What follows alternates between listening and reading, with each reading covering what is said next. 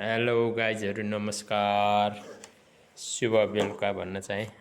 आज पनि फेरि म उपस्थित भएको छु है, आएको छु है साथीहरू तपाईँहरूको अगाडि एउटा केही कुरो राख्नलाई। कृपया ध्यान दिएर सुन्नु होला, तपाईँहरूलाई बुद्धि बढ्नेछ है। यो मेरो भिडियोहरू सबैले साँचो मनले सुन्नुभयो भने पुण्य पनि स्थापना हुन्छ है साथीहरू। तपाईँहरूले कतिको सुन्नुहुँदैछ खोइ, सुने जस्तो त म खासै लागेन। मैले चाहिँ तपाईहरुको मन परिवर्तन गराउनको लागि हो। मैले खासै म भाइरल भएर पैसा कमाउनेको उद्देश्य चाहिँ हैन है साथीहरु। तपाईहरुले साँचो मनले सुन्नुभयो भने भित्र आफूमा भएको नराम्रा कुराहरु चाहिँ बिस्तारै बिस्तारै बिस्तारै हटेर जान्छ भनेर चाहिँ मैले यो बार बार सुनाइराखेको।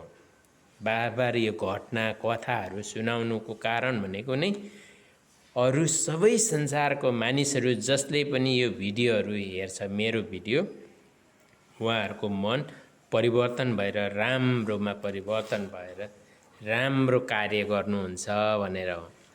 राम्रो कार्य भनेको कस्तो हो? इमानदारी, वफादारी, सदाचारी, शिष्टाचारी, परोपकारी, सहनशील, मिलनसार, लज्जास्पद, यस्तो कुराहरु सिक्नु चाहिँ आवश्यक छ।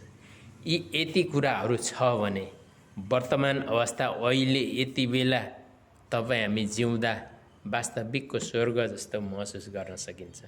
एक अर्कामा यति धेरै मिलनसार, यति धेरै सहनशीलता, यति धेरै आज्ञाकारी, सदाचार, शिष्टाचार पालना गर्यो भने आनन्दमयको संसार हुन्छ। त्यसैले तपाईहरुलाई बार बार सुन्नुहोस् भनेको। तर साँचो मनले चाहिँ सुने जस्तो लाग्दैन कसैले पनि। भिडियो यसो आउँछ होला अनि दुईटा अनि ठकठक एउटा स्टिकर पठाइदियो अनि फेरि स्किप गरिदियो हो। राम्रो मनले सुन्नुहोस् भनेको यो चाहिँ, यो सुन्यो भने अदृश्यको धन सम्पत्ति पनि प्राप्त गर्न सक्नुहुन्छ। अदृश्यको धन सम्पत्ति भनेको मृत्यु हुँदा लगेर जाने धन सम्पत्ति। त्यो के हो त? पुण्य हो। पुण्य स्थापना गर्ने मौका हुन्छ। त्यसैले साथीहरुलाई मैले बार बार भनिरहेको हो। त्यही कारणले गर्दा साँचो मनले सुन्नु चाहिँ आवश्यक छ है साथीहरु। Bye bye. राम्रो गरी सुन्नु होला, मन परिवर्तन गराउनु होला, सत्कर्म गर्नु होला। बधाई छ।